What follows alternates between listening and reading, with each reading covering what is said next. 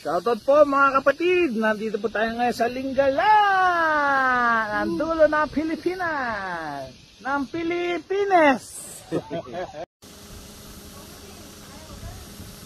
Sa mga nagpapag-ibig, meron tayo ditong love lock. Talagay nyo yung mga padlock nyo, yan. Tulad nyan, yan.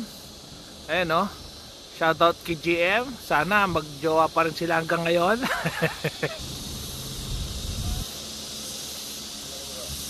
Pwede kayo tumambay dito, 100 pesos per cottage, per hour, yan.